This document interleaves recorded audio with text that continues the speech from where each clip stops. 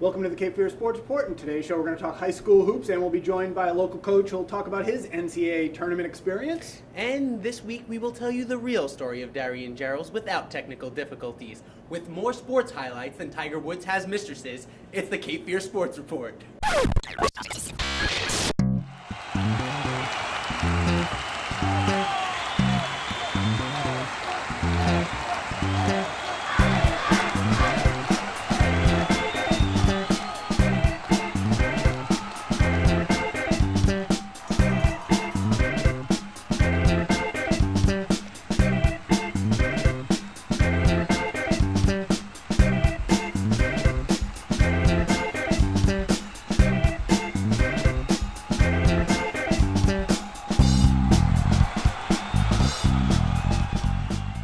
Welcome to the Cape Fear Sports Report, driven by Stevenson Automotive Group. I'm Jesse Jones. I'm Joe Messeri, and as always, we're here at Francesco's. This week, we start the show with high school hoops highlights from around the Cape Fear region.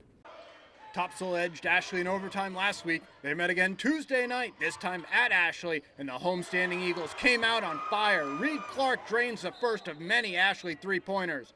The first quarter onslaught continued. Austin Kane got in the action, burying the three from the corner. Topsail came through with a comeback win last week, but they couldn't overcome the hot shooting of Ashley. It was the Eagles' night. They continued to pull away and went on for the 50-35 win. Over at Hoggard, the Vikings were hosting Jacksonville. The visiting Cardinals were led by Dion Boyce's 20 points. They opened up a 7-point lead at the end of the first quarter. Stillman White tried bringing Hoggard back. He goes coast to coast, finishes, and went to the line after getting fouled. He led the way with 14 points for the Vikes. Jacksonville hung around, but after swinging the ball to the corner, Drew Combs drains the trifecta for 3 of his 9 points. Former Hoggard coach and athletic director Sheila Bowles was impressed with the defense and glad to see the 55-46 win. I think they played very well together. I think defensively they put a lot of heat on the offense, and they had a lot of turnovers and made a lot of turnovers happen tonight. Completing their home-and-home series, Pender visited Laney Friday night. After falling 50-44 last week, the Laney girls had revenge on their mind. Allie Stillwell hits the three-pointer as the Lady Bucks opened up an 8-point third-quarter lead. Pender wasn't going away quietly. April James cans the mid-range jumper. The Lady Patriots hung in tough.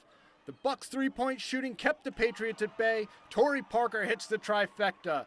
While Pender kept the game close, it was Laney who came away with the 39-31 victory. Head coach Sherry Tynes was pleased with the team's play as she collected her 301st win at Laney. Better than last Friday, much better versus their full court pressure, and I thought much better in our half court defense tonight. The Pender boys beat Laney at home last week, but the Bucks got off to a good start Friday night. TJ Lynch feeds Kyle Wilson for the easy deuce. Pender tried to work the ball down low themselves. Brandon Ellington comes up with the block for Laney, but Kenyon Pittman finds the loose ball and finishes for the Patriots. Laney would respond. Josh Shackelford dumps it down to Ellington, who puts Laney up by 10 with the three-point play.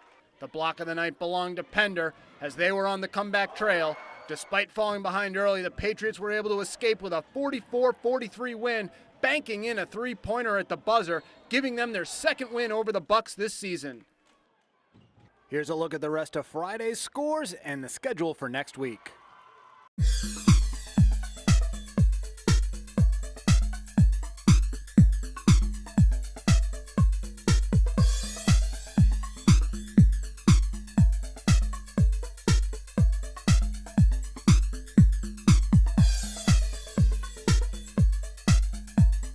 With the Christmas season upon us, it's tournament time. Next week, we'll have a preview of some of the holiday brackets for those high school teams. And one high school star who's now at Wake Forest makes his return to the Port City as Wake Forest visits UNCW this week. It's a big week for the UNCW basketball team. They'll host the Campbell Camels on Monday and then entertain Wake Forest on Wednesday as former New Hanover High School standout Ty Walker returns to Wilmington. After playing Miami tough, the Seahawks will get their second chance at posting a win over an ACC school. And while the students are on break, it should be a big crowd Wednesday at Trask Coliseum. Senior David Acosta and Brock Duckworth joined Indy Smith on the National Soccer Coaches Association of America All-South Atlantic Regional Team released last week. Smith, who earned all CAA first-team honors for the second straight season, held down his spot on the region's first team after earning first-team honors as a sophomore in 2008. Costa and Duckworth earned second-team honors as they contributed to the Seahawks' rock-solid defense at defender and goalkeeper respectively. The Seahawks will add 5 new members to their Athletic Hall of Fame next month. Baseball standouts Bruce Kavanaugh and Bill Harris will be joined by women's basketball all-time leading scorer Gwen Austin, swimming All-American Dan Gallagher, and longtime benefactor George Roundtree.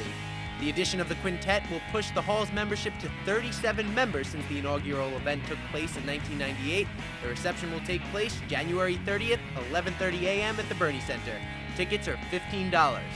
Things may be cooling down outside, but they're heating up on the ice rink. They certainly are. Kelly Carr has the story of the Coastal Carolina Hockey League from the Wilmington Ice House. Wilmington may be a beach town, but these kids prefer the ice. The Coastal Carolina Clippers teams have heated up the rink for the past 2 years. Saturday, the 11 to 12-year-old Pee Wee League posted a big win over the Charlotte Chargers. Pee Wee League is the youngest age bracket players are allowed to check, and they're taking full advantage of the new rule. After the game, we caught up with Sarah McKenna, the only female player on the team, but she doesn't mind being the only girl. She loves playing hockey and being a part of the team.